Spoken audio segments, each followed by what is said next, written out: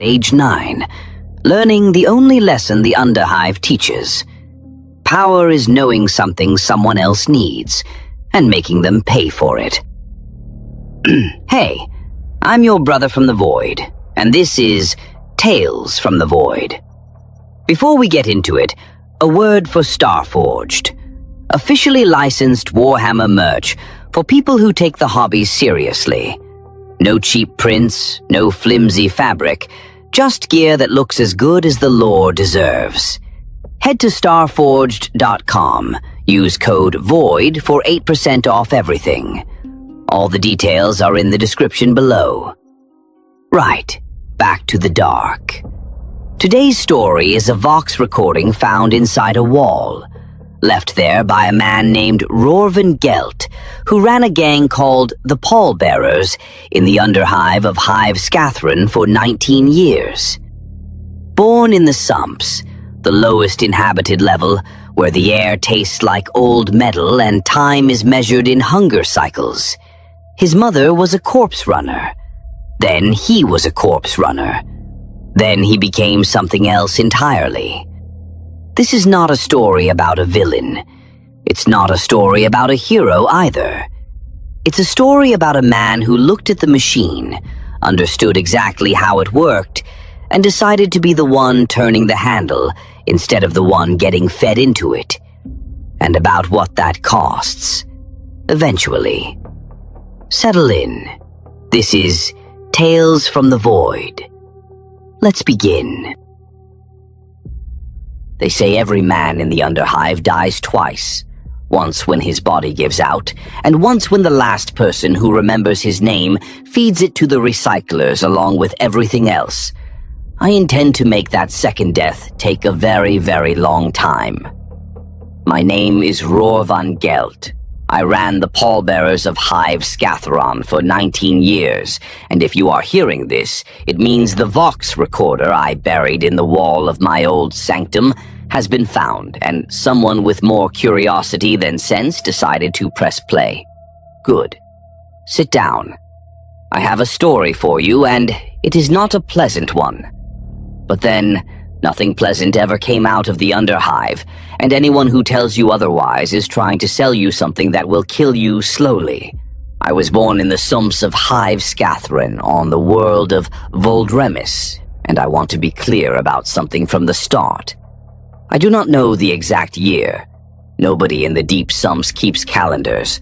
Time down there is measured in shifts, in hunger cycles, in how long it takes for the fungal blooms on the walls to turn from gray to black. My mother told me I came into the world during a period she called the Long Shake, when the lower hive trembled for weeks from some tectonic disturbance far below. She said the settlement's water reclaimer cracked open that same night, and everyone took it as an omen. Half of them thought I was cursed. The other half thought I was blessed. My mother did not care either way. She had a newborn and no water, and that left very little room for superstition. Hive Scathran is not a name you will find on any strategist's map. Voldremis is a world that exists to feed the Imperium's hunger for processed chemical compounds. 12 hive cities, each one a vertical nightmare stacked 9 miles high, all of them dedicated to refining the raw mineral slurry that gets pumped up from the planet's crust. The upper spires belong to the houses, the noble families, the trading dynasties who perfume their corridors and pretend the rest of the hive does not exist.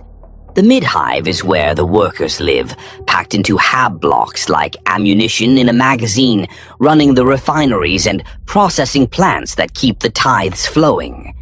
And then there is everything below. The Underhive. My country. A place where the light of the Emperor is a rumor, and the only law is the one you can enforce with your own hands. The Sumps are the lowest inhabited level. Below us, there is nothing but collapsed architecture and toxic runoff. The air is thick and wet and tastes like old metal, and everything is covered in a thin film of chemical residue that eats through fabric and skin if you do not keep moving. The people who live there are the ones who have nowhere else to go. Mutants, outcasts, criminals, and the simply unlucky, all crammed together in a maze of corroded tunnels and jury-rigged shelters built from the wreckage of older, forgotten settlements. My mother was one of the simply unlucky. She had been a textile worker in the mid-Hive until an industrial accident took 3 of her fingers and her employment in the same afternoon. No fingers, no work. No work, no hab. No hab, and gravity does the rest. You fall. Everyone falls eventually in a Hive city. The only question is how far. Her name was Tessany, and she was harder than the corroded bulkheads she built our shelter from. She never complained, never explained. She kept us alive through a combination of stubbornness and a talent for making edible things out of materials that should not have been edible. I did not understand until much later how remarkable that was. The sumps killed most children before their 5th year. Disease, malnutrition, the water, the air, the things that lived in the dark places where the light rigs did not reach. I survived because my mother refused to let me die, and I think sometimes the universe simply respects that kind of spite. We were not alone down there. The sumps had a community of sorts. A few hundred people clustered around a functioning water still and a corpse starch processor. That processor was the heart of everything.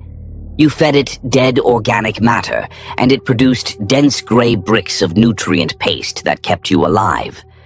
The entire economy of the sumps revolved around feeding that machine, and that meant someone had to go out into the deeper tunnels and bring back the dead.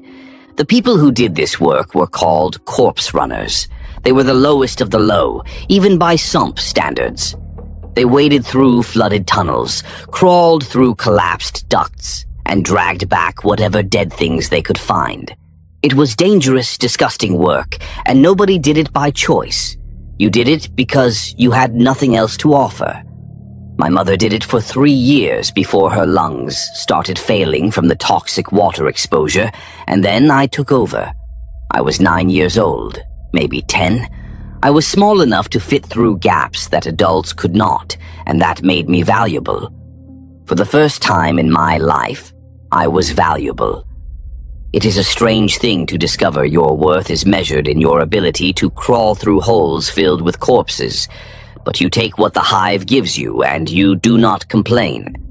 I want to tell you that those early years hardened me, that I learned the harsh lessons of survival and emerged stronger for it. That is what the stories always say. The truth is simpler and uglier. Those years broke something in me that never healed properly. When you are a child dragging dead men through tunnels, your hands slipping on things you try very hard not to think about, something inside you makes a decision.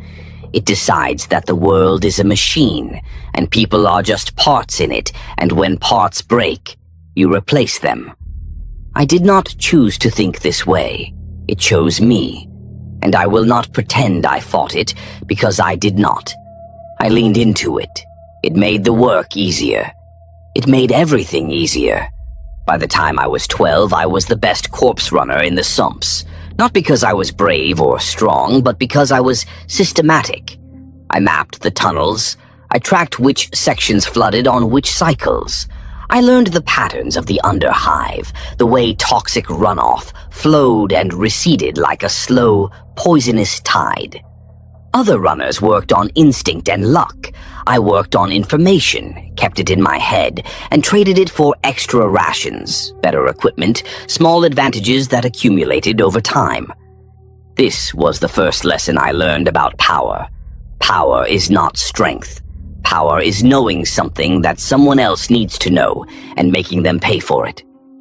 My mother died when I was 13. Her lungs finally surrendered to whatever cocktail of toxins she had been breathing for years. She drowned in her own fluids over the course of 3 days, and I sat with her the entire time because there was nothing else to do. No medici, no drugs, just a woman suffocating slowly in a shelter made of rust, and a boy watching it happen. She did not give me any last words of wisdom. She did not tell me to be strong or to make her proud. Near the end, she grabbed my wrist and said, "Do not stay here." That was it. Do not stay here. I fed her body to the processor the next morning because that is what you did in the sumps, and because she would have wanted me to be practical about it. I ate my share of the rations her body produced, and I did not feel anything about that, and I think that was the moment I became whatever I am. Whatever I was. I did not stay. She told me not to, and it was the only thing she ever asked of me, so I listened. I packed what little I had into a sack made from a dead man's coat, and I started climbing. Not up toward the mid-hive, not yet. I was not that ambitious. I climbed sideways, out of the sumps and into the underhive proper, where the gangs ruled and the settlements were bigger and the corpse starch came in actual sealed packets instead of gray bricks you had to scrape mold off before eating. I was 13, alone, and I had exactly 2 skills. I could navigate toxic tunnels without dying, and I knew what dead people looked like in every possible state of decomposition. These are not skills that appear on any administratum employment record, but in the Underhive, they made me employable. The Underhive of Hive Scathrun was divided into territories the way a carcass is divided by scavengers, each gang claiming the parts it could reach and defend. There were dozens of them, ranging from small crews of a handful of fighters to sprawling organizations with hundreds of members and territories that spanned multiple levels. The big players when I arrived were the Thorn Compact, who controlled most of the weapons trade in the lower sections, and the Vitrulaires, a chem-dealing outfit that manufactured and distributed combat stimulants and recreational poisons. There were the Kindlers, who ran protection rackets across a dozen settlements, and the Chain, a slaver operation that supplied labor to the mid-hive manufactoria through a network of illegal work brokers. And then, somewhere near the bottom of this hierarchy, there were the pallbearers. The pallbearers were not a gang in the traditional sense when I first encountered them. They were a work crew, a corpse disposal outfit that operated in the deep underhive, collecting the dead from settlements that could not be bothered to do it themselves, and hauling the bodies to the nearest functioning processor. It was the same work I had been doing in the Sumps, but on a larger scale and with better equipment. Their leader, if you could call him that, was a massive slab of a man named Dacris Ol. He had been a pit fighter in some mid-hive arena before killing the wrong person's son and being exiled downward. He ran the pallbearers the way he had run his fights, with blunt force and an unwillingness to stay down. He was not smart. He did not need to be. He was large, he was violent, and in the underhive that is often enough. I walked into their camp on my first day out of the sumps and told Dacris I wanted to join. He looked at me, this skinny, filthy child with hollow cheeks and eyes that had seen too much of the wrong things, and he laughed. Not cruelly, genuinely. He thought it was funny. He asked me what I could do, and I told him I could find dead people. He laughed again and said, "Boy, down here the dead find you." But he let me stay. I think he felt sorry for me, which is ironic given how things eventually ended between us. He gave me a bedroll and a half ration and told me I could earn my keep by crawling into the tight spaces that his bigger crew members could not fit. The same work as the sumps. The same darkness. The same smell. But now I had people around me, and even though those people were crude, violent, and smelled nearly as bad as the corpses they hauled, they were something I had never had before. They were a crew. And a crew, I learned, is the closest thing to family the Underhive offers.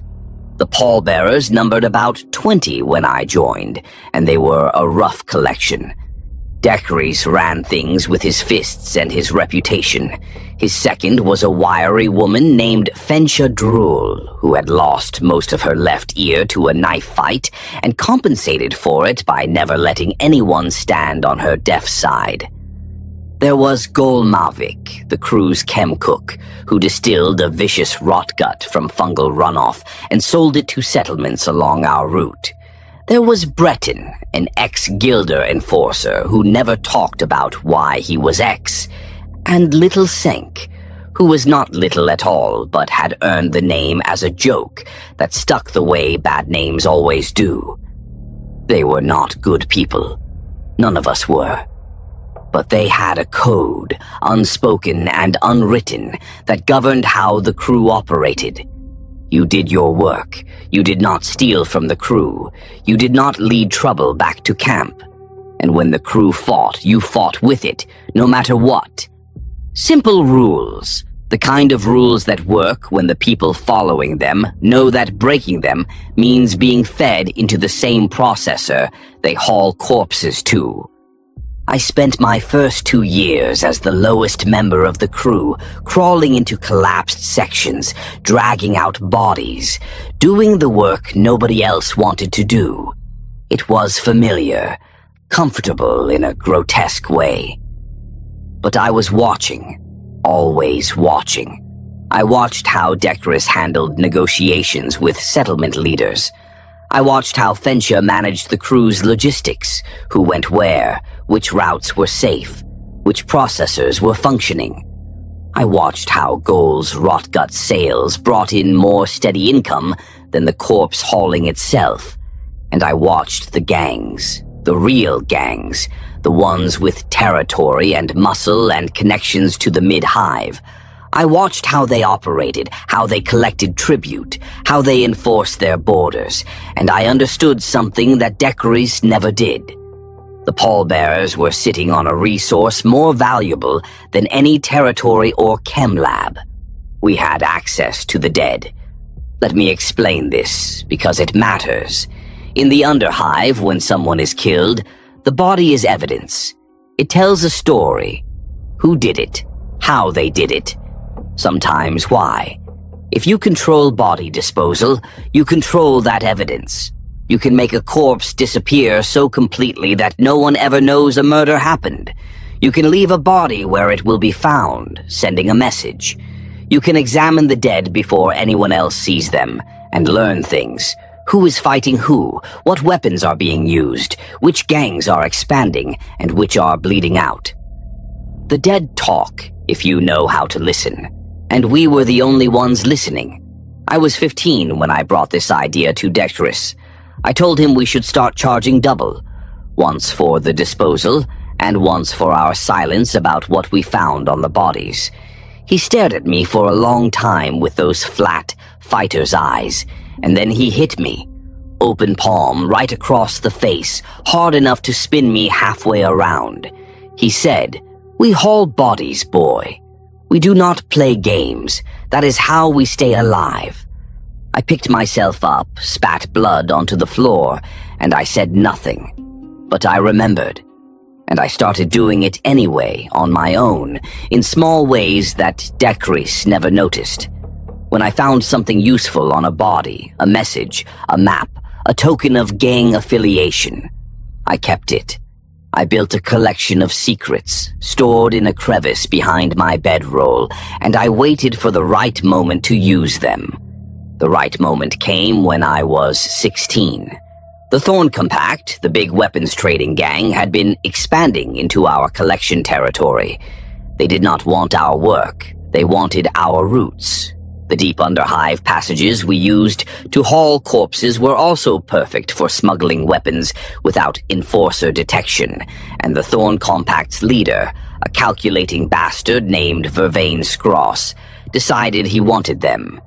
He sent a crew to intercept one of our hauling teams, beat them bloody, and told them the routes now belonged to the Compact. Decris was furious. He wanted to fight. Fensha told him we could not win a war against the Thorn Compact, and she was right. They outnumbered us 10-1 and had actual military-grade weapons while we had clubs and repurposed industrial tools. I went to Decris and told him I could fix it. He laughed at me again, as he always did when I suggested anything beyond hauling dead weight. But Fensha, who was smarter than Dexterous by a considerable margin, told him to let the boy talk. So I talked. I told them that 6 months earlier, I had pulled a body out of a collapsed drainage tunnel that turned out to be Vervain Scross's nephew, a young man named Pollock, who had been reported as missing. The body had 2 auto-pistol wounds in the back and a Vitroller gang marker carved into the chest. The Thorn Compact believed Pollock had been killed by the Vitrollers, and it had nearly started a war between the 2 gangs before cooler heads prevailed. But I had examined the wounds. The carving was post-mortem, sloppy, done by someone who was not familiar with Vitroller markings. The auto-pistol wounds, however, were close range, fired by someone Pollock trusted enough to turn his back on. Someone inside the Thorn Compact. I had kept this information for 6 months, waiting. Now I used it. I told Decris to set up a meeting with Vervain Scross, and during that meeting I laid out what I knew. I did not make threats. I did not make demands. I simply presented the facts and let Scross understand that we had found his nephew's body, that we knew the official story was wrong, and that this information would be very interesting to certain people within his own organization. Scross went quiet for a very long time. Then he gave us our routes back, and he paid us a monthly tribute for our continued discretion. We walked out of that meeting richer than the pallbearers had ever been, and I walked out of it as something more than the skinny kid who crawled through holes. Fensha looked at me differently after that.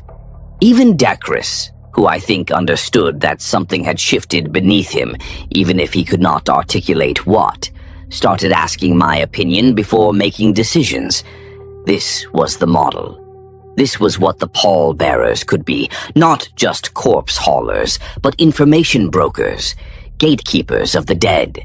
Every body that came through our hands was a data point, a piece of a larger picture that no one else could see because no one else bothered to look. I began training the crew to examine bodies before processing them. To note tattoos, scars, gang markings, the contents of pockets, the type of wounds, the state of nutrition, everything. I created a system, categories, and patterns stored in the minds of trusted crew members because writing things down in the Underhive is a good way to get killed. Within a year, we knew more about what was happening in the Underhive than any single gang, including the ones doing the killing. Decris did not like it. He was a simple man who understood simple things, and what I was building was not simple. He felt the crew slipping away from him, not through any rebellion on my part, but through the slow, inevitable gravity of competence. People came to me with questions. People came to me with problems. People came to me with the kinds of decisions that used to go to Decris, and they did it because I had answers and he had fists. And in the long run, answers beat fists every time. He started drinking more of Goal's rotgut. He started picking fights with crew members over small things. He hit me twice more, once hard enough to crack a rib, and both times I took it without response. Not because I was afraid of him. I was not. But because I knew that his time was ending and mine was beginning, and there was no need to rush the process. The Underhive is patient with those who know how to wait. I was 17 when Decris finally forced the issue. He came back from a drinking session with Goal, staggering and mean, and he found me in the middle of a meeting with 2 of our newer recruits, explaining how to read wound patterns on a body.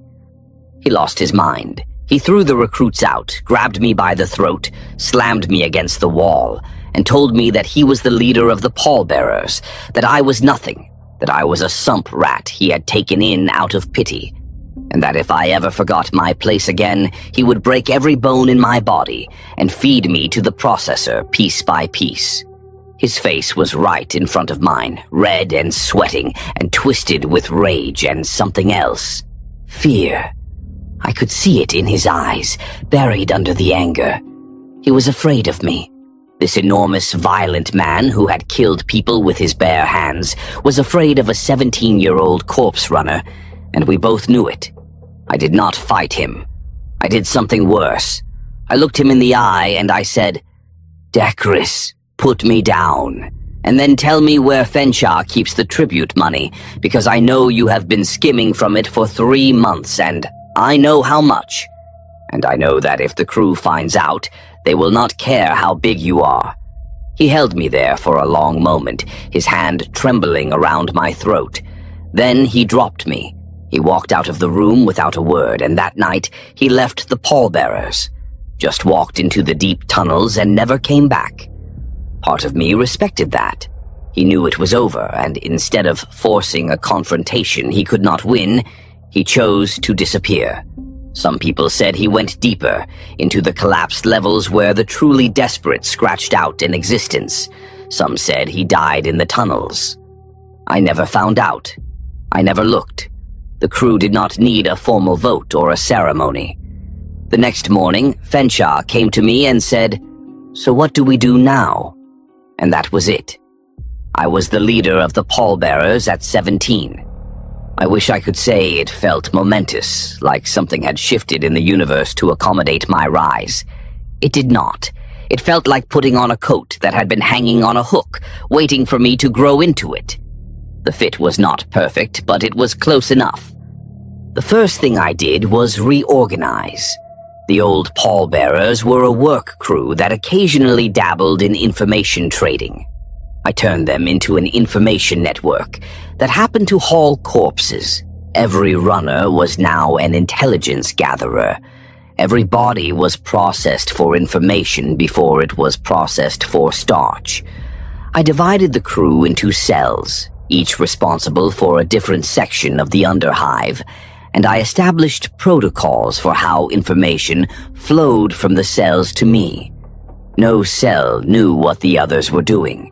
No single person, except me and Fenshaw, had the complete picture. This was not paranoia. This was architecture.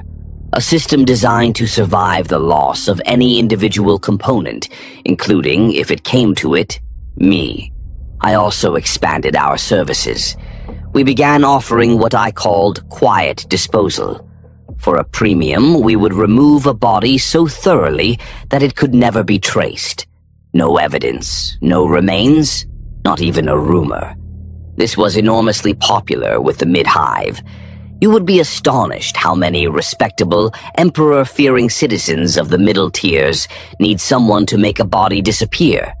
Business rivals, unfaithful spouses, inconvenient witnesses, the detritus of civilized life that civilized people prefer not to think about. We became their solution, and they paid us in things far more valuable than credits. They paid us in access, in connections, in debts. Within 2 years, the pallbearers had grown from 20 ragged corpse haulers to an operation of over 100, with contacts reaching from the deepest sumps to the edges of the mid-hive. We still hauled bodies. That was the foundation, and I never let it slip. But the bodies were now the beginning of a process, not the end of one. Every death in our territory told us something. Every disappearance we arranged gave us leverage over someone. I was 19 years old, and I controlled more information about the underhive of Hive Scathron than the enforcers, the guilders, and possibly even the governor's intelligence apparatus. Not that any of them knew it. That was the point. The most dangerous man in the room is the one nobody notices, and we were very, very good at not being noticed. The old crew adapted, mostly. Gol kept cooking his rot gut and never once questioned the changes, which from Gol was the highest possible endorsement. Little Senk hauled corpses with the same cheerful indifference he had shown since before I arrived, and I valued that consistency more than I could articulate. Not everyone needs to understand the machine. Some people just need to keep the wheels turning, and Senk turned them reliably until a tunnel collapse took him in my 5th year as leader. Gol outlasted him by a decade, pickling his organs with his own product, and I suspect he is still alive somewhere, too stubborn and too poisonous to die. Fensha became my right hand, and I need to tell you about her because she mattered. She was 10 years older than me, wiry and sharp-featured, with a mind that worked like a trap. She understood logistics the way I understood information. She could look at a supply chain and see every weakness, every bottleneck, every point where a small intervention would cause maximum disruption. She never wanted to lead. She told me once, early on, that leadership was a disease and that every leader she had ever known had died of it, eventually. But she was willing to serve someone she considered competent, and I was willing to let her run operations while I focused on strategy. We argued constantly. She thought I was too cautious. I thought she was too aggressive. And between those two positions, we found a balance that worked. I trusted her. Genuinely trusted her, which is something I can say about perhaps 3 people in my entire life. She earned it, day after day, year after year, through competence and loyalty, and an absolute refusal to lie to me, even when the truth was something I did not want to hear. She was the only person in the pallbearers who could tell me I was wrong and not suffer for it, and that was not generosity on my part. It was survival. A leader who cannot be told he is wrong is a leader who is already dead. He just has not noticed yet. The second person I trusted was Breton, the ex-guilder. He had been with the pallbearers since before I joined, a quiet, methodical man who spoke rarely and never about himself. He became my enforcer, and he was terrifyingly good at it. Not because he was violent, though he could be when required, but because he was precise. Breton did not waste a single movement, a single word, a single threat. When he walked into a room, people understood that the conversation had shifted from negotiation to consequence, and they adjusted accordingly. He was also the closest thing I had to a moral compass, which is a strange thing to say about a man whose primary function was hurting people. But Breton had lines he would not cross, and he held me to those lines when the easy choice and the right choice diverged. I did not always listen. I regret that now, with the particular clarity that only comes when regret has lost the power to change anything. The third person I trusted. Well, we will get to that. The years between my taking over and my 23rd birthday were years of expansion. Quiet, methodical expansion, the kind that does not attract attention because it does not look like conquest. It looks like service. We expanded our corpse-hauling routes until we covered nearly 80% of the Underhive's inhabited zones. We established disposal contracts with mid-Hive clients through a series of intermediaries so layered that the clients never knew they were dealing with an Underhive gang. We built an information archive, not written, never written, but distributed across the minds of 20 trained rememberers who each held one piece of the larger pattern. And we began offering a new service that I called consultation. For a fee, we would tell you what we knew, who was moving against you, where your enemies were weak, which of your allies was skimming from your profits. We sold truth in a place where truth was the scarcest commodity, and we priced it accordingly. The other gangs noticed, of course. You cannot grow without being noticed, no matter how careful you are.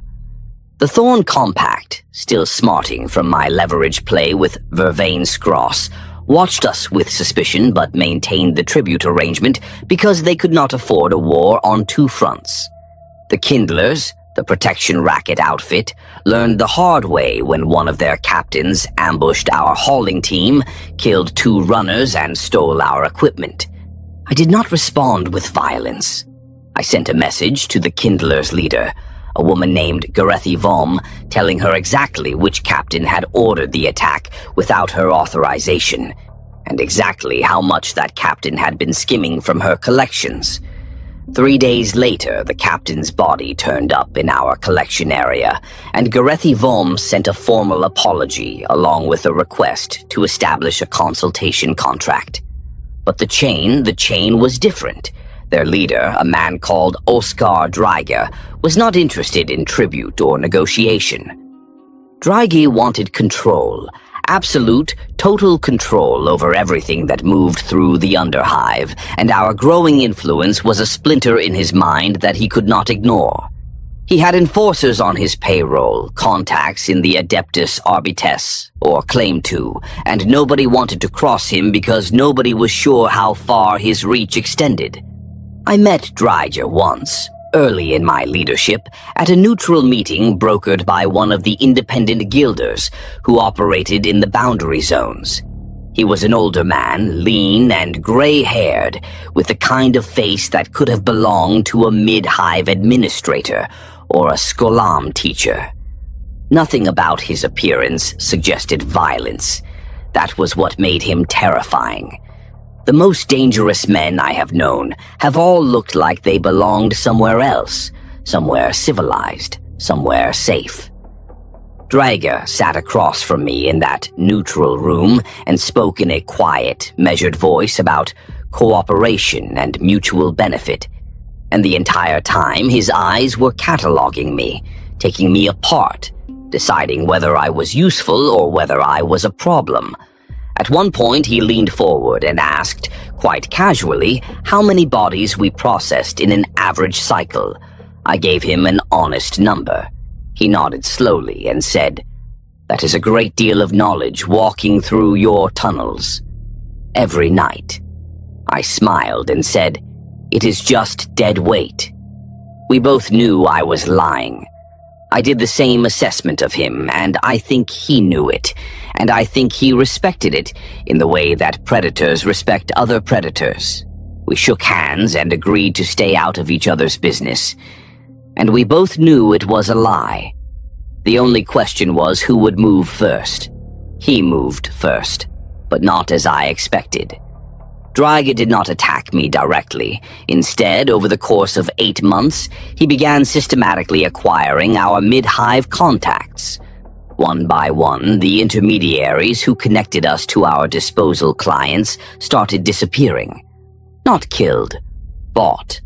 Dreiger offered them better terms, better protection, better connections, and they switched allegiance because that is what intermediaries do. They serve the highest bidder.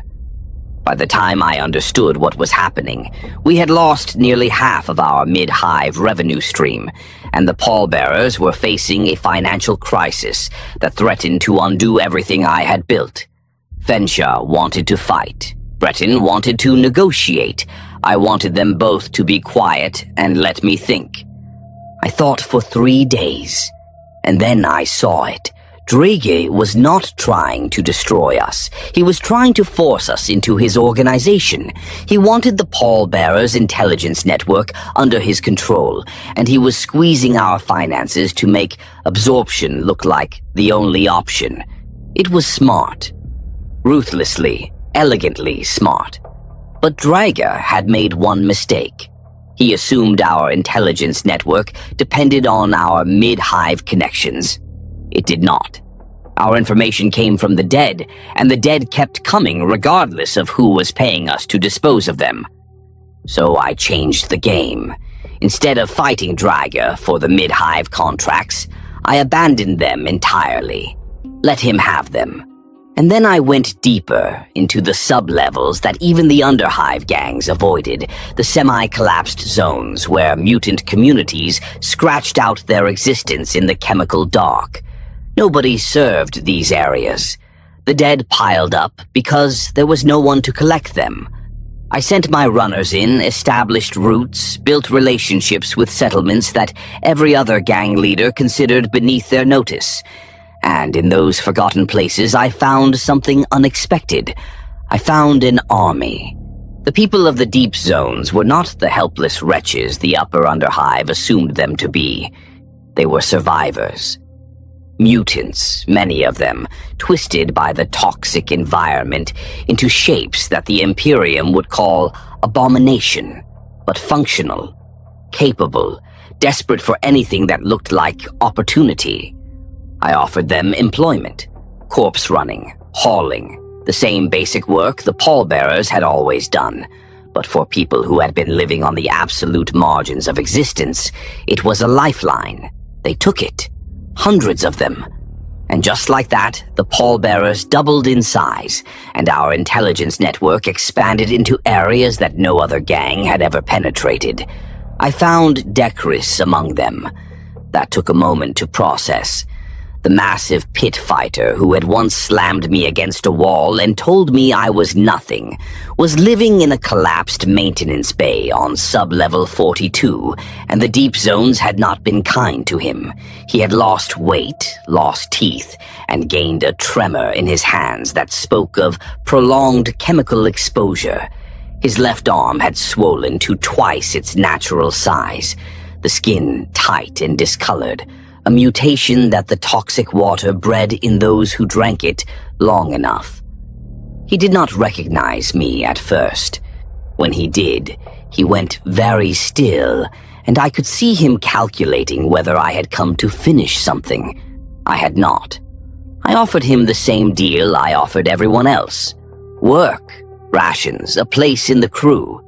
He stared at me with those flat fighter's eyes, older now and clouded, but still the same eyes, and he said, "Why?"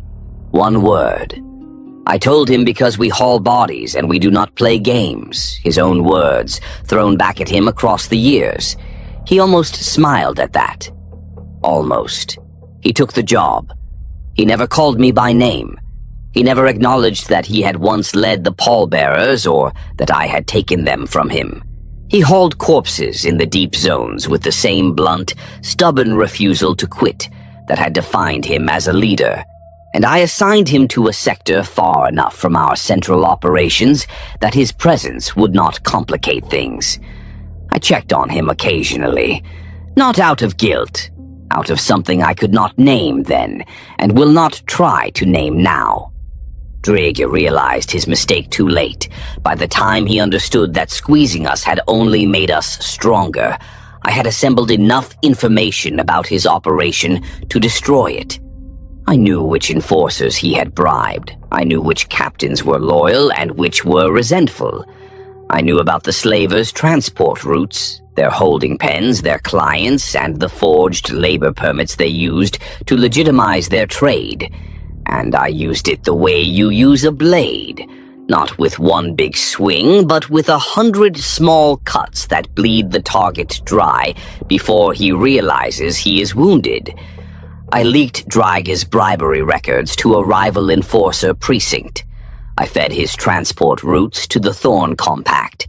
I whispered in the ears of his resentful captains, making sure they knew exactly how much Draiga was profiting while they scraped by on minimal shares. One night, midway through, a Draiga loyalist tracked the whispers back to us. He came with 6 armed men. Breton met them in a maintenance corridor. I did not see what happened. I heard it. Metal on bone, a sound like someone breaking wet sticks, and then silence. And then Breton came back with a split knuckle and a knife wound across his ribs that he treated himself. He never mentioned it again. Neither did I. And I arranged for proof that Draiga had been selling Imperial citizens to Xenos traders to reach people who took that sort of thing very seriously. The chain collapsed over 2 months. Draiga's enforcers were arrested. His transport routes were raided. 3 captains defected with their crews.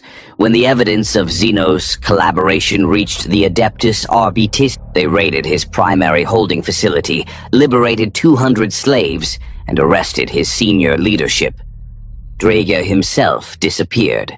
I know what happened to him because I arranged it, but some stories are better left untold. The chain broke and the pallbearers absorbed their territory without firing a single shot. I was 24 years old, and the pallbearers were the dominant force in the underhive of Hive Scathron. Not the loudest, not the most violent, not the most feared, but the most connected, the most informed, and the most deeply embedded in the fabric of the Hive's criminal economy. Every death in our territory fed our knowledge. Every disappearance we arranged tightened our grip on the powerful. Every consultation we sold extended our influence into new areas. And at the center of it all, in a reinforced sanctum 3 levels below the boundary with mid-hive, sat a man who had started as a corpse-crawling child in the sumps and now controlled more of Hive Scathron's secrets than anyone alive. If that is not the Underhive dream, I do not know what is. But here is the thing about the Underhive dream, and about dreams in general. They are built on foundations you cannot see, and those foundations are never as solid as you think. The third person I trusted was a woman named Iselda Kron. I need to tell you about her carefully because this part of the story is the one I have thought about the most, the one I have turned over in my mind during long nights in the dark, and I still cannot decide if I was a fool or if I was exactly as smart as I thought I was, and it simply did not matter. Iselda came to us 5 years into my leadership. She arrived at one of our collection camps with a group of refugees from a collapsed section on the mid-hive border, people whose hab block had literally fallen into the underhive during a structural failure. Most of them were broken, shell-shocked and useless, stumbling around with that glazed look that people get when their world has physically dropped out from beneath them. Iselda was not broken. She was calm, organized, and immediately useful. She helped the other refugees settle in, she volunteered for work details, and within a week she had reorganized the camp's supply distribution in a way that eliminated the petty theft that had been plaguing it for months.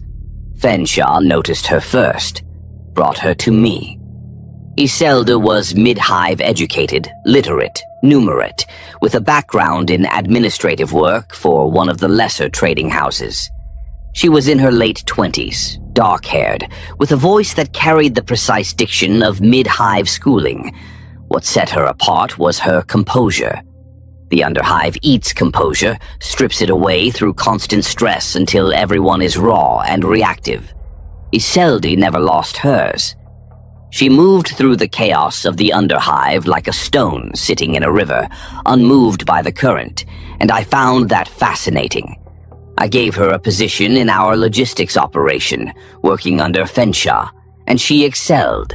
Within 6 months, she had streamlined our supply chains and established a record-keeping system using a cipher of her own devising, a substitution code based on numerical sequences that looked like inventory numbers to anyone who did not know the key.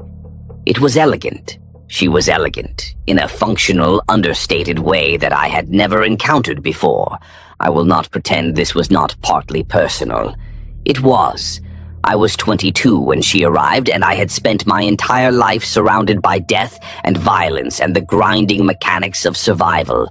And here was someone who made me feel like a person instead of a function. We talked.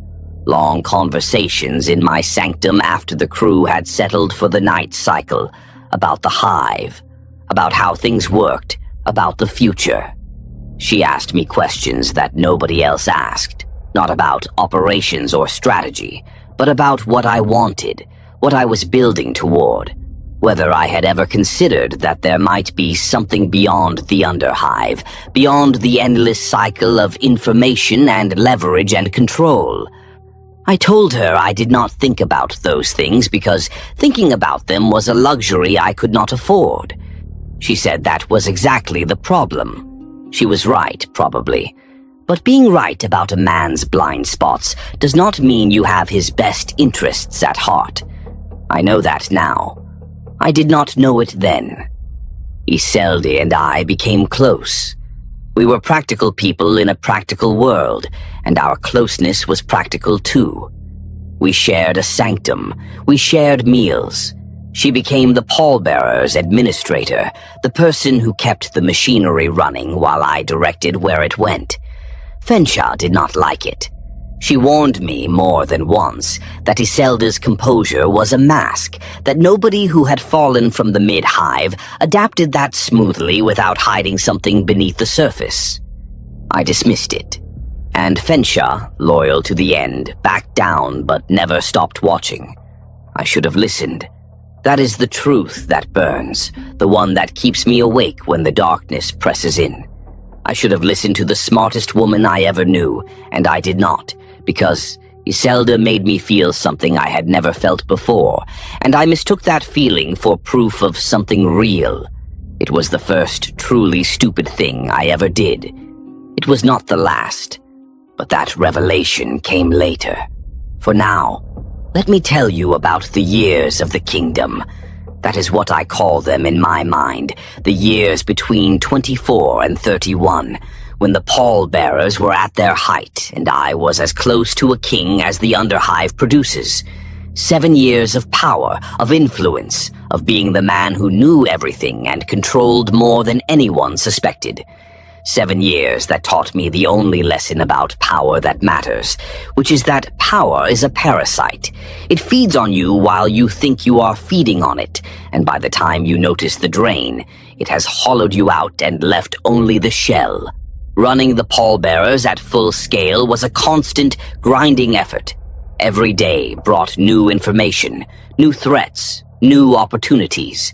I slept in fragments, ate when I remembered, and spent most of my waking hours managing 300 people spread across the entire Underhive, every one of them armed, dangerous, and looking for an opportunity to advance at someone else's expense.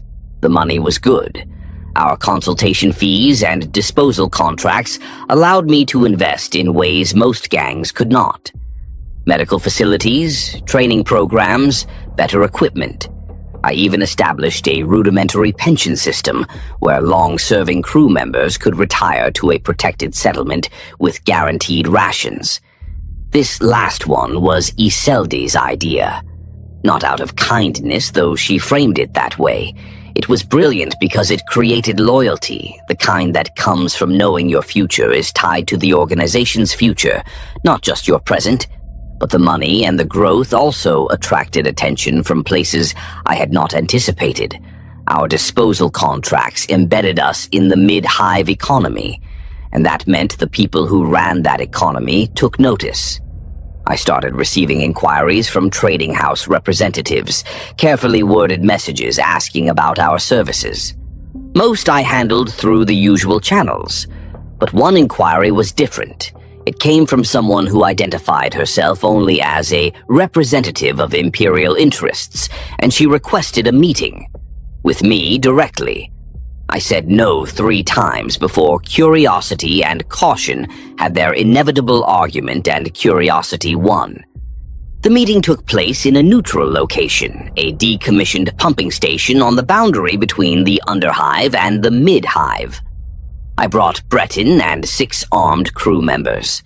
The representative came alone, which was either the bravest or the most arrogant thing I had ever seen. She was a small woman, middle-aged, dressed in the nondescript clothing of a mid-hive functionary, with nothing about her appearance that suggested anything unusual. She sat down across from me, folded her hands on the table, and introduced herself as Interrogator Mavel Thrace, operating under the authority of Inquisitor Lord Havernoth Selk of the Ordo Xenos. I have been frightened many times in my life, but the fear I felt in that moment was different. It was the fear of a man who has suddenly realized that the ceiling above him is not a ceiling, but the underside of a boot, and it is descending.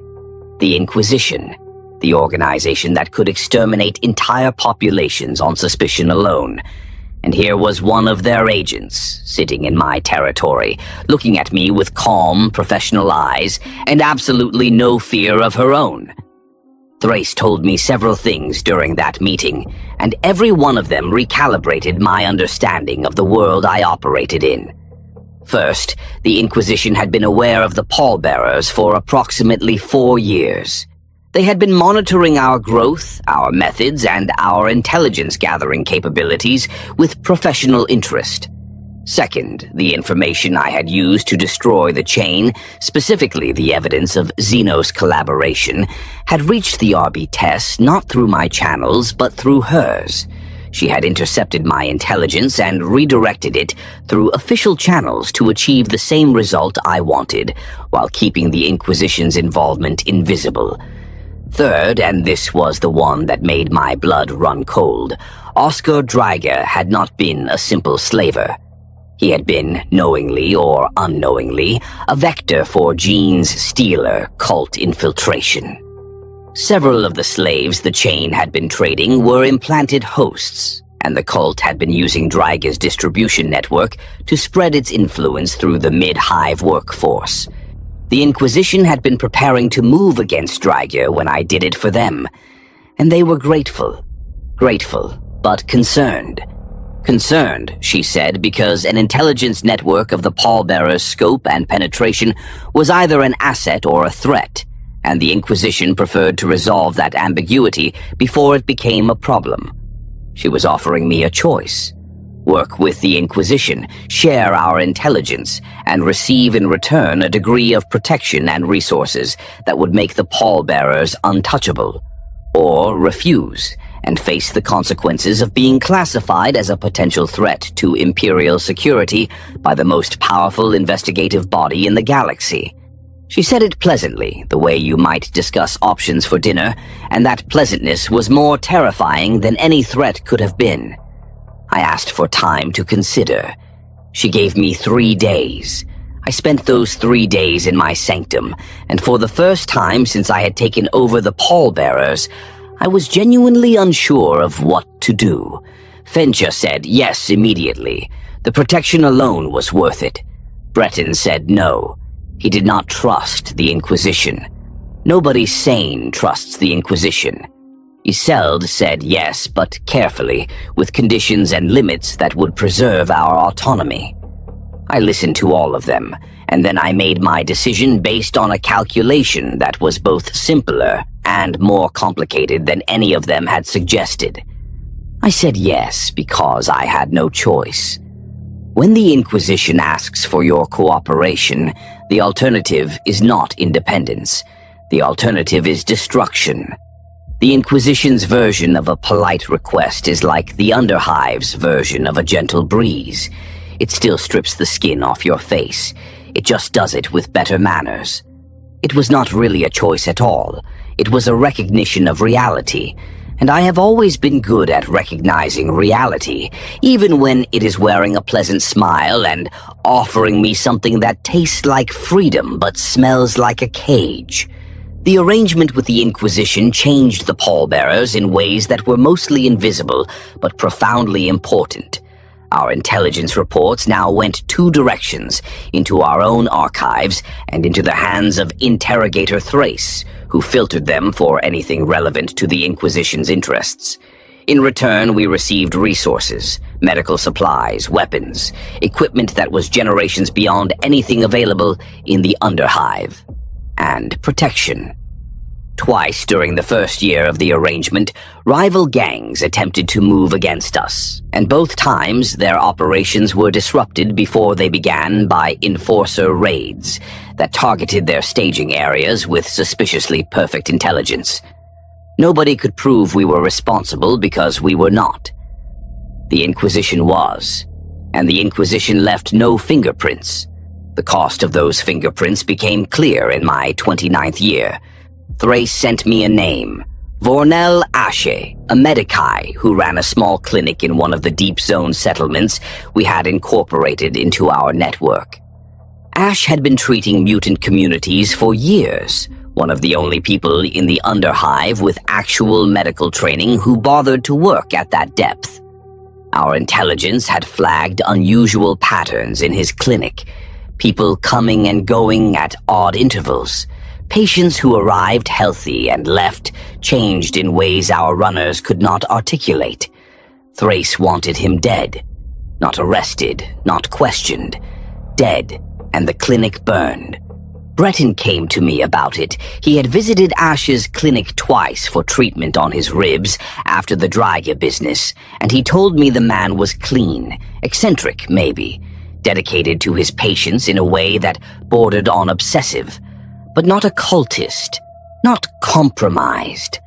Breton stood in my sanctum and looked at me with an expression I had rarely seen from him, something close to pleading, and he said, "This one is wrong. I can feel it. Do not do this." I weighed it. I weighed Breton's instinct against Thrace's directive, and I chose Thrace because defying the Inquisition over one Mediki in a deep zone settlement was a risk I could not justify when the entire pallbearer operation depended on our continued usefulness to her. I gave the order. Breton carried it out because that is what Breton did, and the clinic burned, and Vornella died in it. 3 weeks later, Thrace's follow-up investigation confirmed that Ashe had been clean. The unusual patterns at his clinic were explained by a simple, ugly fact. He had been running an unauthorized surgery to remove mutation growths from children, procedures that the Imperium did not sanction because the Imperium did not consider mutant children worth the resources. He had been hiding it because the enforcers would have shut him down. That was his crime. Helping children. In the Imperium's defense, they have always been very consistent about their priorities. Efficiency first, compassion a distant second if it shows up at all. And I had killed him for it because a woman with an inquisitorial rosette told me to, and because I was too deep in the cage to refuse. Breton did not speak to me for 11 days after we learned the truth. When he finally did, he did not raise his voice. He never raised his voice. He walked into my sanctum, and he stood there and he said, "You owe a debt now. You cannot pay it to Ashe. Pay it somewhere else when the time comes." I nodded. I did not argue. There was nothing to argue about. He was right, and we both knew it, and the weight of that rightness sat between us for the rest of our years together like a stone. Neither of us could move. I was comfortable. That was the most dangerous thing. For the first time in my life, I was not struggling, not scheming, not fighting for survival or advantage. The pallbearers were secure. Our income was stable. Our enemies were neutralized or deterred. I had Fenshire running operations, Breton maintaining discipline, Iselde managing administration, and Thrace providing a safety net that made the whole structure feel permanent, invulnerable even. And I should have known better, because nothing in the Underhive is permanent, and nothing that feels invulnerable is anything other than a disaster waiting to happen. I remember a specific night during those years that captures the flavor of the thing. A mid-Hive factor, one of our most lucrative clients, came to us with a problem that was almost comically grim. He had killed his business partner during an argument over profit allocation, beaten the man to death with a decorative statuette of the Emperor Ascendant in the partner's own office. The irony of that murder weapon was not lost on me, though I kept my appreciation of it to myself. The factor needed the body to vanish, but more than that, he needed the partner to have never died at all. He needed the man to have left, resigned, moved to another hive. The factor needed a fiction so complete that even the Arbitess would accept it if questions were asked. We gave him that fiction. Iselde forged the documentation, transit permits and resignation letters, and forwarding addresses on a world none of the partner's associates would ever visit. Breton's people collected the body and processed it through 3 separate disposal stages until there was nothing left that could be identified as having once been human. And I, personally, briefed 2 of our mid-Hive informants to begin spreading the story of the partner's departure, complete with fabricated details about a romantic entanglement in another hive that had motivated the sudden move. Within a week, the partner had ceased to exist in a way that was far more thorough than mere death. He had been retroactively removed from the present, his absence filled with a story that was more plausible and more interesting than the truth. The factor paid us enough to fund the pallbearer's medical facilities for 6 months, and he became a client for life. That was our business. Narrative control, pure and simple. We did not just dispose of bodies, we disposed of truths and replaced them with fictions, and the fictions were always more convenient than what they concealed. There were darker jobs, too, the kind where the client wanted a death to serve as a message and a misdirection simultaneously. I will not list them. Suffice to say that we became very good at making one death solve two problems, and the only people who knew the truth were the ones paying for our silence. These were the gears of the machine. These were the workings behind the wall that the Hive's respectable citizens preferred not to examine too closely. The disaster, when it came, wore a face I loved. I was 30 years old when Fensha died, and the manner of her death is something I still carry, like a shard of metal lodged too deep to extract. She was overseeing a routine collection run in the deep zones, a standard operation along a route we had used 100 times before, when her team was ambushed. Not by a rival gang, by something worse. A clutch of what our deep zone contacts later identified as hybrid creatures, twisted things that were partly human and partly something else, something with too many limbs and eyes that reflected light in ways that human eyes should not. Genes stealers, or more precisely, the offspring of genes stealers, the second and third generation hybrids that a cult produces as it infiltrates a population. They hit Fensha's team from 3 directions in a coordinated assault that spoke of intelligence, planning, and a knowledge of our roots that should have been impossible. Fensha fought. Of course she fought. She was Fensha Drull, the woman who had survived everything the Underhive could throw at her, who had built the pallbearers logistics network from nothing, who had been my right hand for 13 years. She killed 3 of the hybrids before they brought her down, and the 2 runners who survived said she was still fighting when the creatures dragged her into the darkness. We found her body 2 days later in a drainage tunnel half a kilometer from the ambush site. What they had done to her is not something I will describe. Some things should not be put into words, because words give them permanence, and some things deserve to be forgotten. I grieved. I am not ashamed to say that. I sat in my sanctum for an entire night cycle with the door sealed, and I grieved for the woman who had been my closest ally, my advisor, my conscience, the person who had told me hard truths when everyone else told me what I wanted to hear. And then I locked the grief away somewhere it could not interfere with what needed to happen next. Because what needed to happen next was finding out how a genes stealer brood had known our roots, our schedules, and the exact composition of Fensha's team. That information was restricted. Only a handful of people had access to it. The leak was inside the pallbearers, and it was close to me.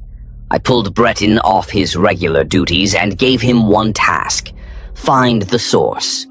He worked for 3 weeks, quietly interrogating crew members, tracing information flows, cross-referencing who knew what and when. And when he came to me with his findings, he did not speak immediately. He stood in my sanctum doorway for a long moment, looking at me with an expression I had never seen on his face before. Pity. Breton, the man who had hurt more people than either of us could count, looked at me with pity, and that was when I knew. It was Iselda. The evidence Breton had assembled was not dramatic. There were no intercepted messages, no hidden vox logs, no confession extracted under duress. It was subtler than that, and more damning. Iselda had access to the operational schedules. She managed the administrative records, including the cipher system she herself had created. Breton had discovered that the cipher had a secondary layer, a pattern within the pattern that, when extracted, produced a separate set of messages encoded in a frequency that our standard Vox equipment did not monitor. Messages that went out at regular intervals. Messages that, when decoded by a cryptography specialist, Breton had borrowed from one of our mid-hive contacts, contained detailed operational intelligence about the pallbearers' routes, personnel, and deployment patterns. The messages were going to a location in the deep underhive that corresponded to the area where the genes stealer hybrids had been most active. Iselda Cran, the woman I had shared my sanctum and my trust with for 8 years, was feeding intelligence to a genes stealer cult. and that intelligence had killed Fensha. I need you to understand what this felt like, because it matters for what came next. It was not anger, not immediately. Anger came later, hot and clean, and almost welcome because it was simple. What I felt first was something colder. A recalculation. My entire understanding of the last 8 years shifting and restructuring around this new data point. Every memory re-examined through the lens of betrayal. The late-night conversations. The questions about what I wanted, what I was building toward, whether there was something beyond the Underhive. Had any of it been real? Had she ever cared about me, or had I been a target from the beginning, an asset to be cultivated and exploited by something that wore a human face and spoke with a human voice but served an alien hunger that I could not begin to comprehend? I do not know. I have thought about it for years, and I do not know. The genes stealer cults work through implantation, through biological compulsion, through a psychic bond that overrides loyalty and identity and everything else that makes a person who they are. Isolde may have been a willing agent. She may have been a victim, infected before she ever fell into the Underhive, compelled by a biological imperative she could not resist. The distinction matters. Or it should. But when I think about Fensha dying in that tunnel, fighting creatures that were there because Isolde told them where to find her, the distinction collapses, and all that remains is the fact of it. The cold, unbearable fact. I did not confront her immediately. I spent 2 days considering my options, which was 2 days of sharing a sanctum with a woman who might have been an alien puppet while maintaining a facade of normalcy that required every fragment of self-control I possessed. Breton wanted to kill her. Quietly, efficiently, a disappearance like the hundreds we had arranged for others. I refused. Not out of mercy. I needed to know how deep the infection went. If Isolde was connected to the cult, there might be others. The pallbearers might be riddled with compromised agents, and killing Isolde without understanding the full scope of the infiltration would be like cutting off a visible tumor while the disease spread through the blood. I went to interrogator Thrace. I told her everything Breton had found, and Thrace, to her credit, did not say I told you so. Though the Inquisition had been monitoring for exactly this kind of infiltration. She said something worse. She said, "We know. We have known about the cult for 6 months. We have been tracking its growth through the deep zones, and we have been using your network to map its spread. The reason we approached you 4 years ago was not because of Draiga. It was because we detected the cult's early signs, and we needed eyes in the Underhive. You were the best available option. Everything since then, the protection, the resources, the partnership, it was all in service of this. Tracking the cult, understanding its reach, preparing for the purge. The purge." She said it the same way she said everything else, with that calm, professional tone that treated genocide and grocery lists with equal gravity. The Inquisition had determined that the genes stealer cult had penetrated too deeply into the deep zones to be excised surgically. The contamination had spread through the mutant communities, through the outcast settlements, through the very populations I had recruited into the pallbearers as my deep zone army. Hundreds, possibly thousands of people were compromised, and the Inquisition's solution was comprehensive and final. They were going to seal the deep zones and flood them with a chemical agent that would kill everything organic within the affected area.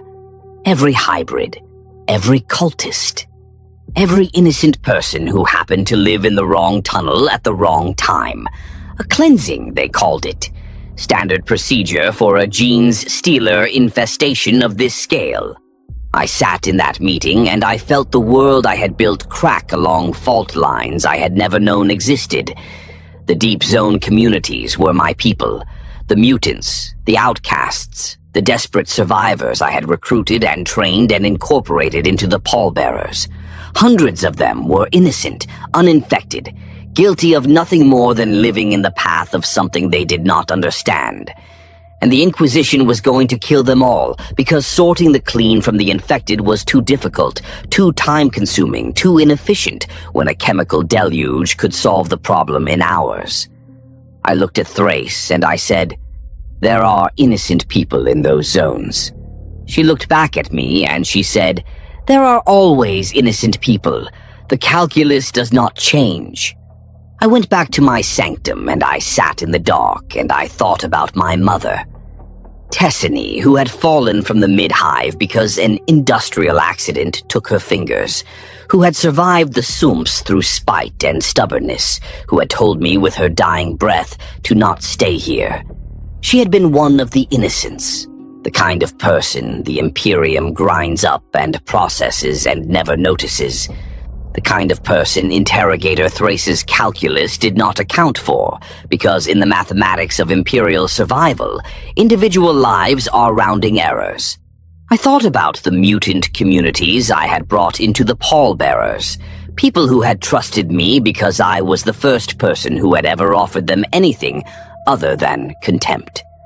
I thought about what would happen to them when the chemicals came, and I made a decision that was either the bravest or the stupidest thing I have ever done. Possibly both. The two are not mutually exclusive, as my life has repeatedly demonstrated. I decided to evacuate the deep zones.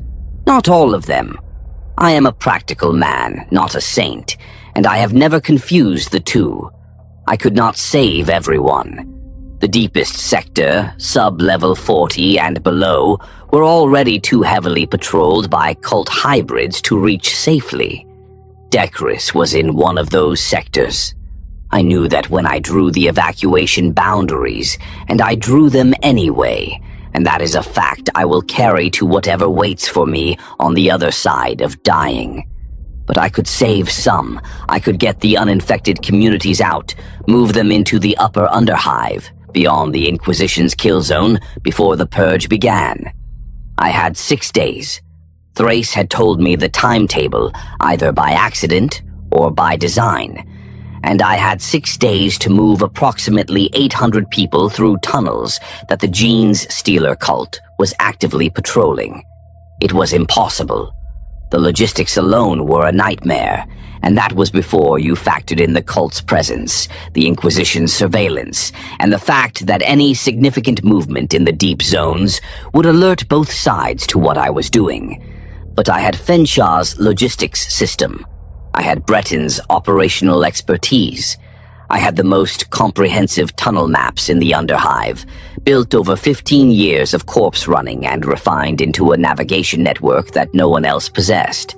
And I had something else, something I had not expected. I had Iselde's cipher system. The secondary layer, the one she used to communicate with the cult, could be turned back on itself. I could feed false intelligence through it, create the illusion of normal operations while the real movement happened along routes that Iselde's handlers did not know about. Use the traitor's own tool to blind the enemy. There was a savage poetry in that, and I will admit I enjoyed it. I laid the plan out for Breton. He stared at me for a long time and then gave me 3 words. You will die. Not might. Will. The certainty of a man who had spent his life assessing tactical situations and knew a losing proposition when he saw one. I was aware of that possibility. He corrected me. Not a possibility, a certainty. The Inquisition does not forgive interference with a sanctioned purge.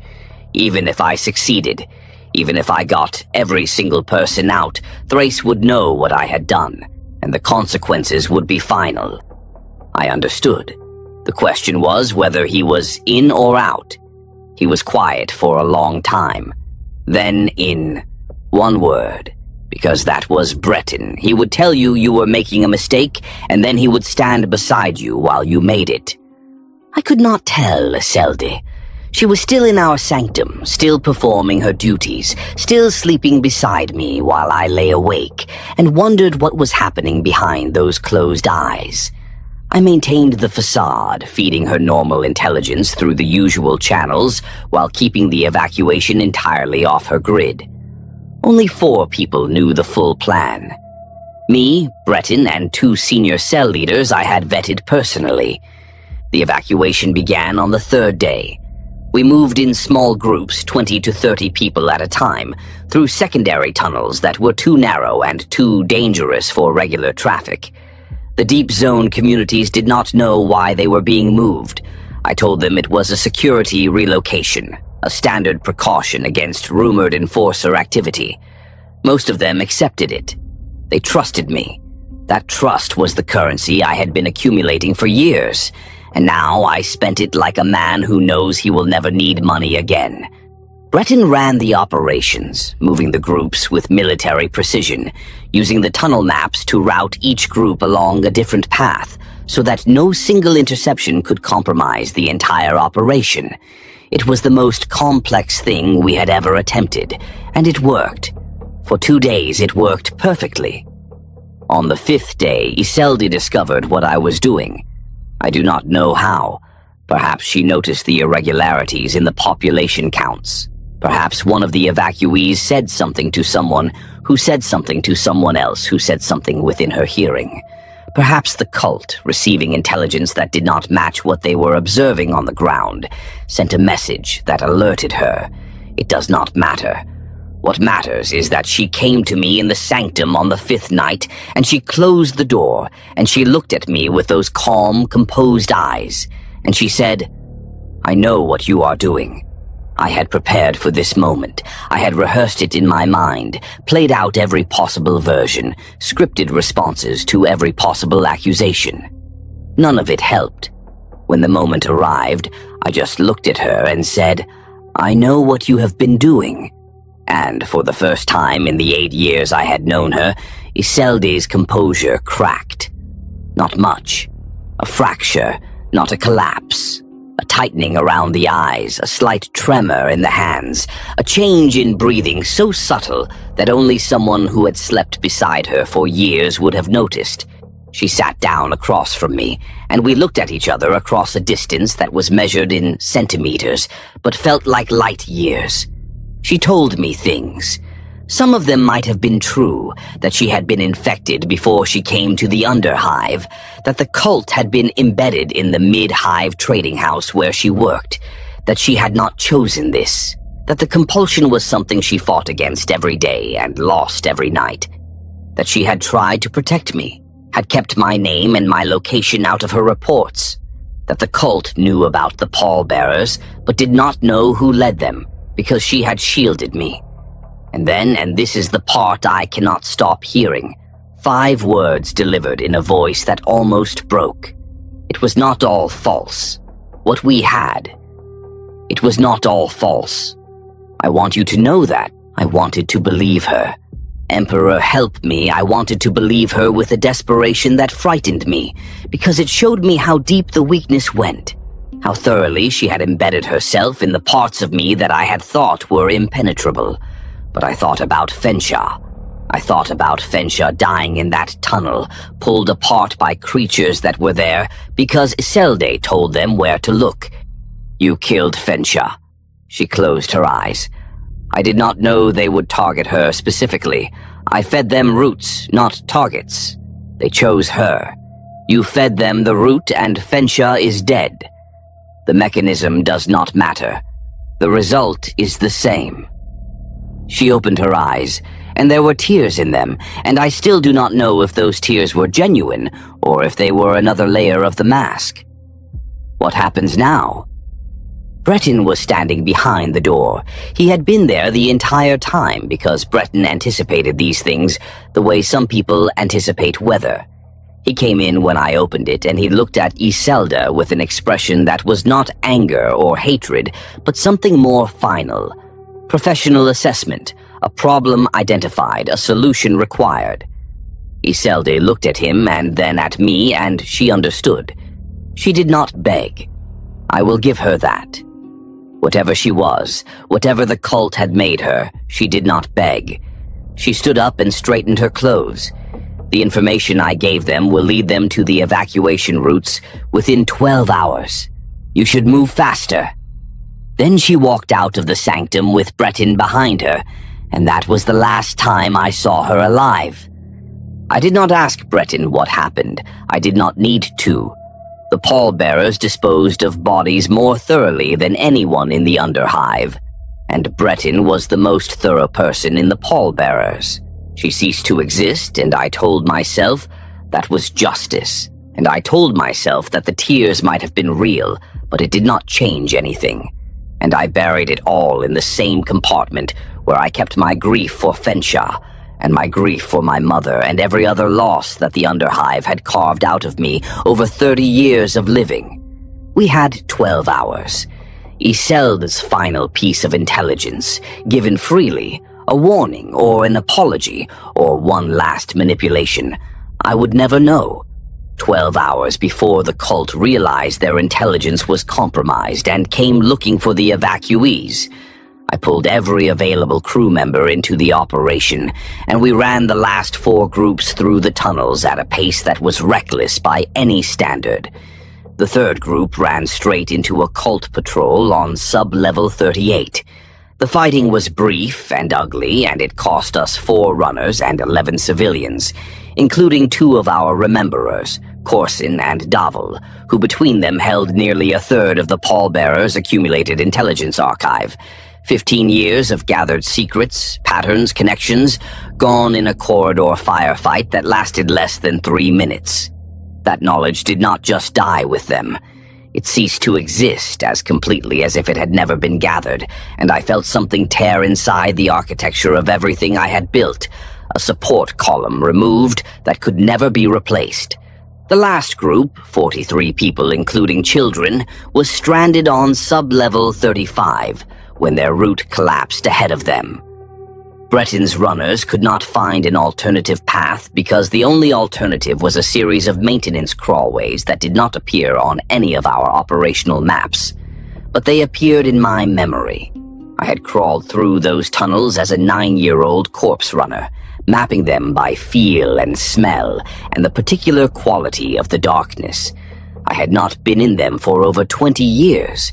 I went anyway, because there was no one else who could, and because Breton's words from years ago were ringing in my skull. You owe a debt now. Pay it somewhere else when the time comes. This was the time. Half a lifetime of building an empire, and my most valuable skill was still fitting through holes that grown adults could not.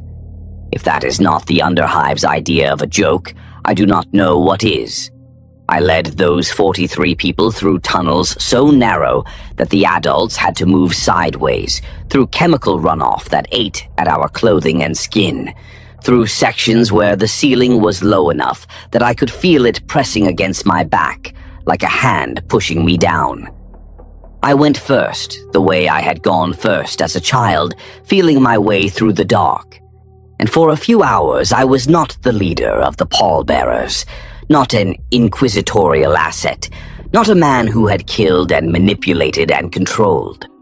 I was a corpse runner from the sumps, doing the only work I had ever truly understood. We lost 2 more civilians to a flooded section where the water came up to our chests, and one woman could not keep her footing. I held on to a child for the entire crossing, a girl maybe 8 years old who clung to my neck without making a sound. And I thought of my mother carrying me through places like this, and the circle of it almost broke me. By the end of the 6th day, over 700 people had been moved out of the deep zones and into protected settlements in the upper Underhive. Not 800. Not everyone. Not Decris, who was beyond my reach in a sector the cult had sealed, but more than I had any right to expect, and more than the calculus of reasonable risk should have permitted. On the 7th day, the Inquisition released the chemical agent.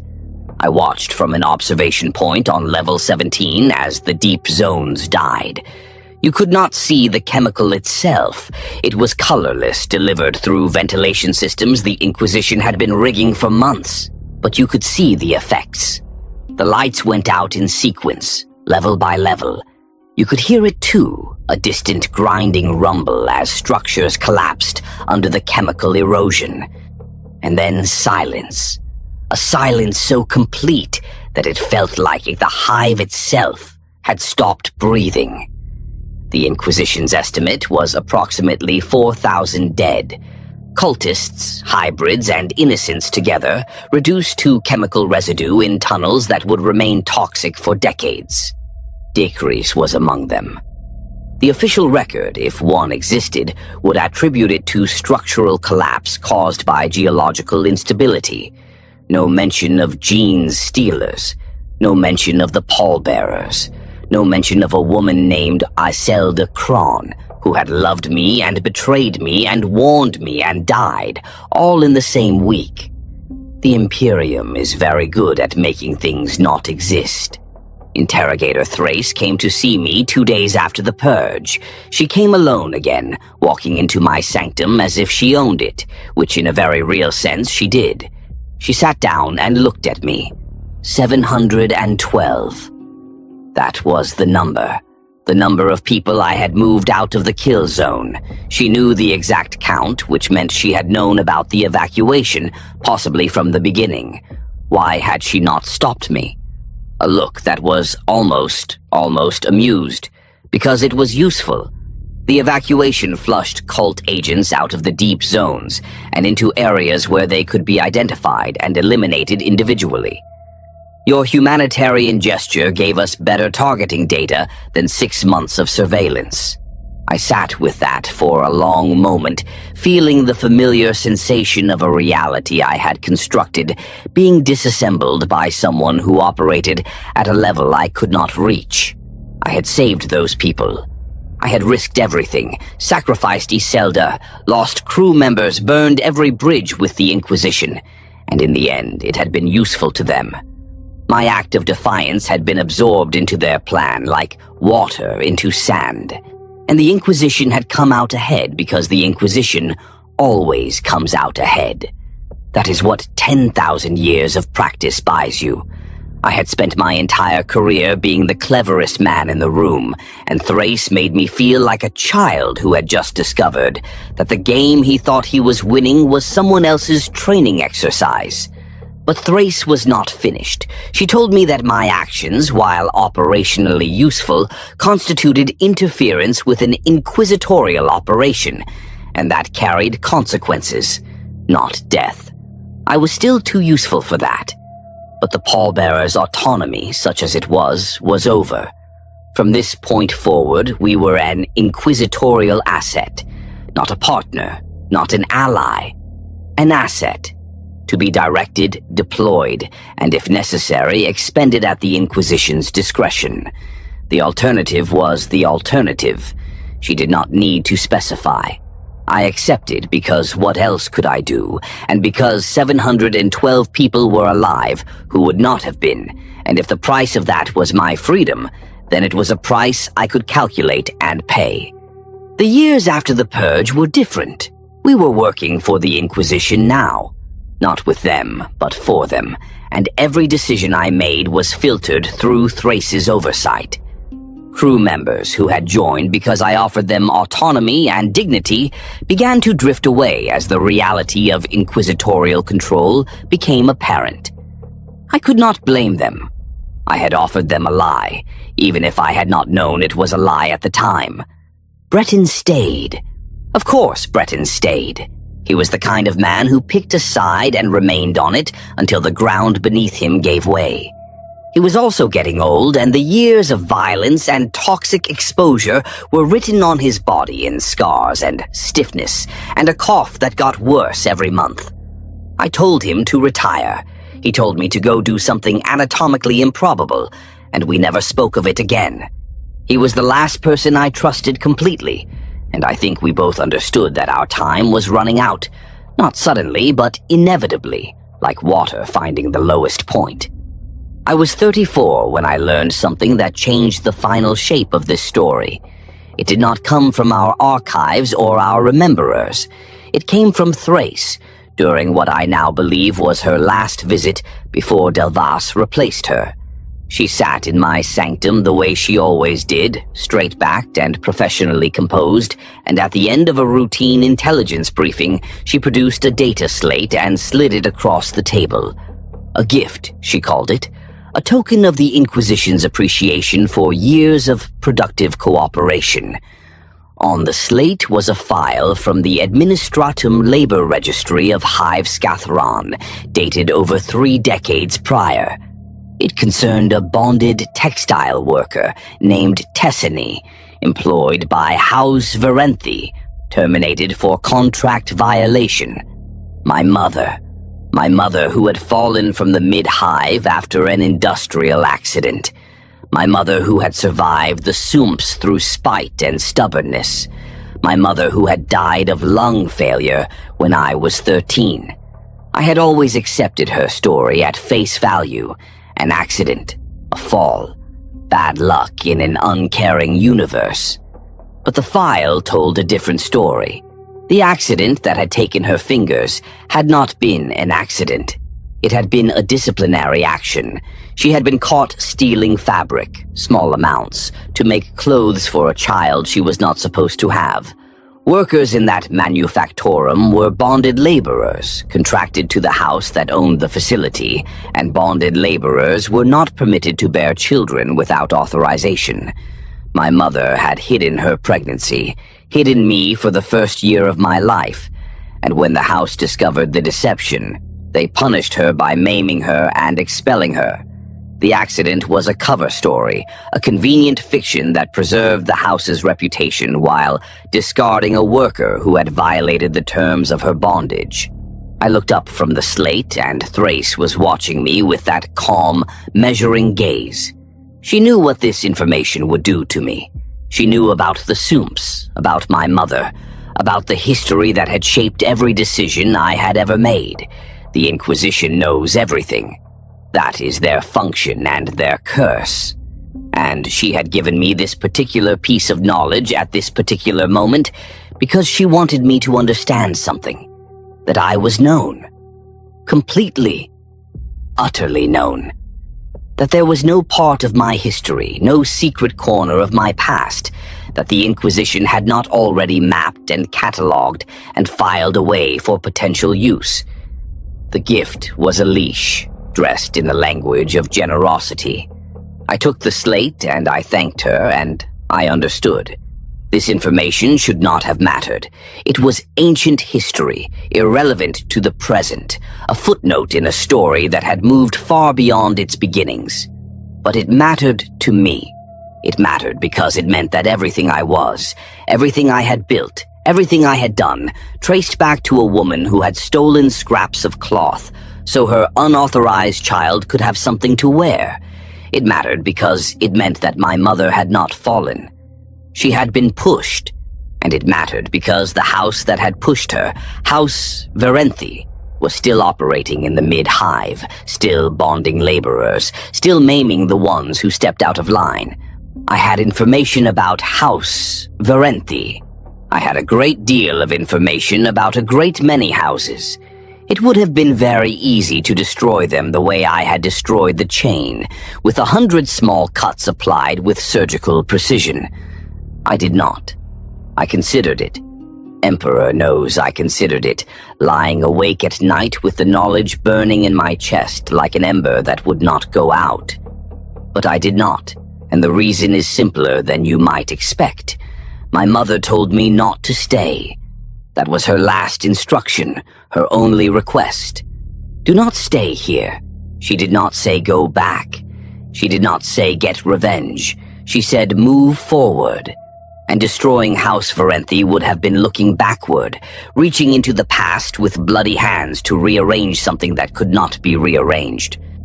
My mother was dead. Revenge would not resurrect her. It would only feed the machine that had consumed her, the endless cycle of violence and retaliation that keeps the hive churning. So I let it go. I put the data slate in a drawer and I moved on. I tell you this because I want you to understand something about me. I am not a good man. I will not catalog my sins for you because neither of us has the time, and the list would not fit on any scroll the Administratum produces. But there was one moment, one choice, where I could have been cruel and I chose not to be, and that choice cost me nothing except a revenge I did not need. If that is the only decent thing I ever did, I will take it. It is more than most people in the Underhive can claim. Breton died on a wet Tuesday in my 35th year.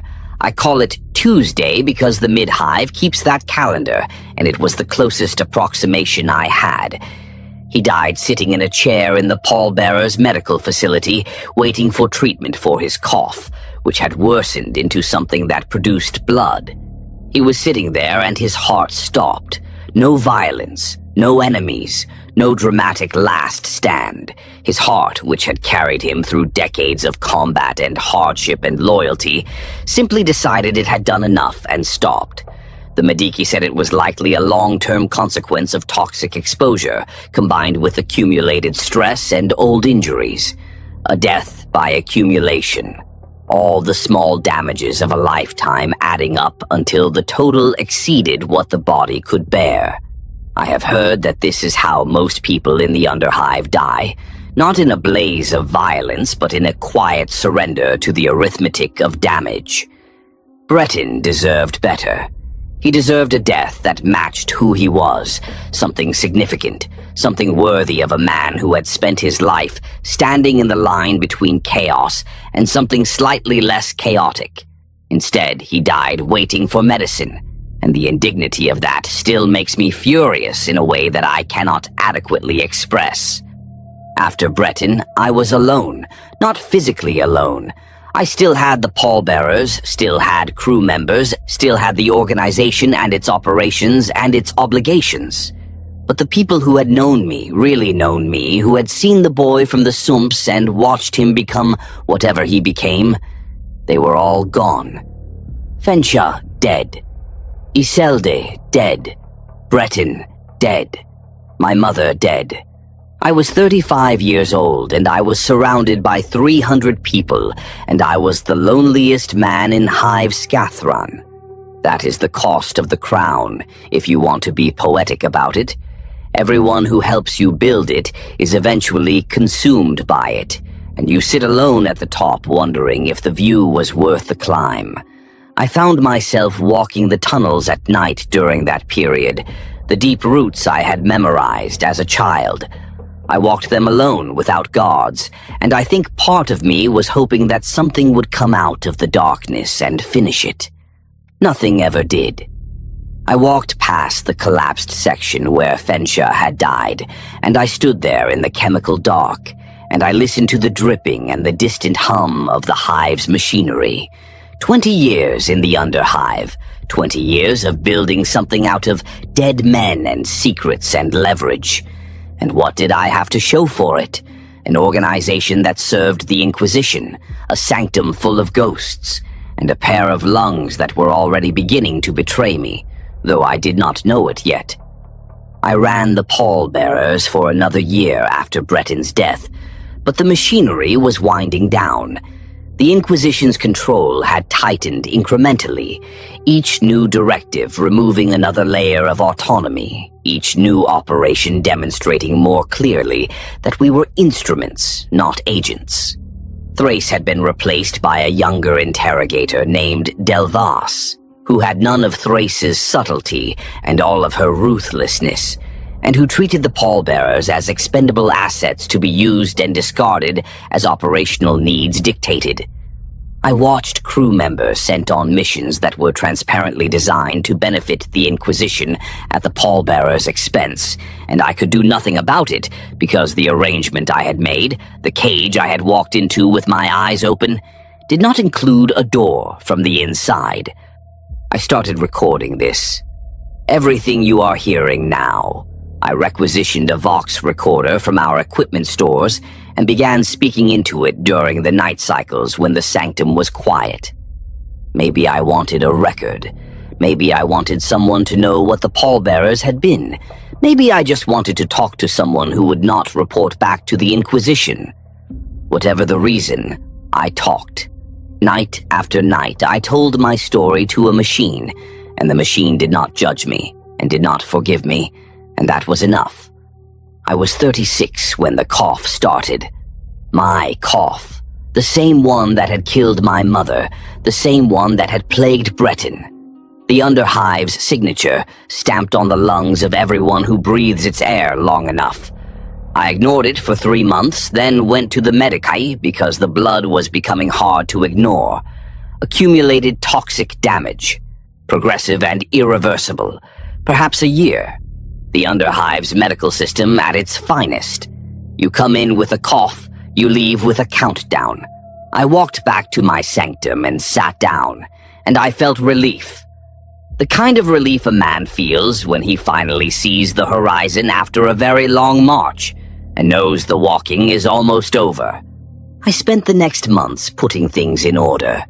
I appointed a successor, a woman named Grethel Crone, who had been running our northern operations for 6 years, and who had the right combination of intelligence, ruthlessness, and pragmatism to keep the pallbearers functional under inquisitorial control. I briefed her on everything. The archives, the contacts, the arrangement with the Inquisition, the history. All of it. She listened without expression, asked precise questions, and at the end said, "I understand." 2 words. The same 2 words Fenshaw would have used. Maybe that is why I chose her. I did one last thing before the end. I went back to the sumps. Not the same sumps I had grown up in. Those were gone, swallowed by a structural collapse years ago. But a settlement nearby of the same kind, in the same sort of tunnels with the same sort of people. I brought supplies, medicine, rations, equipment, enough to matter for a while, to a few people in a place where anything at all was more than they expected. I did not tell them who I was. I did not give them my name or the pallbearer's name. I left the supplies and I walked away. And if you think this was a gesture of redemption or a last-minute attempt to balance the ledger, you are wrong. The ledger does not balance. It never balances. I did it because my mother would have wanted me to, and because doing one decent thing before you die is not redemption. It is just a decent thing. The cough is worse now. The blood comes more often, and the periods between are shorter. I am recording this in my sanctum, in the dark, with the hive humming around me, like it has hummed for as long as I can remember.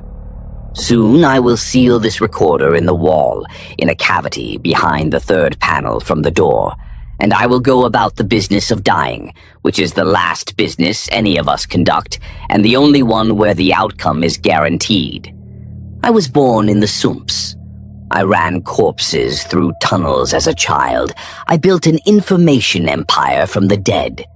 I loved a woman who betrayed me for something neither of us fully understood.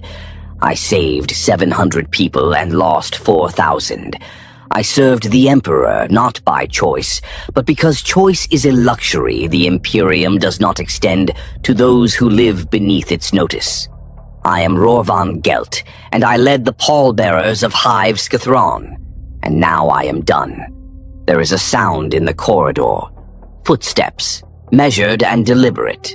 That will be Interrogator Delvasse. He has been coming more frequently these last weeks, and each visit he looks at me the way a man looks at a tool that is approaching the end of its useful life. I suppose I should be concerned about what happens when an inquisitorial asset knows too much and can no longer be controlled. I suppose I should be afraid. But I have spent my entire life in the dark, and the dark has never frightened me. It is everything that happens in the light that does the damage. There is a hatch behind the 5th panel on the east wall. Not the panel where the recorder is hidden, a different one.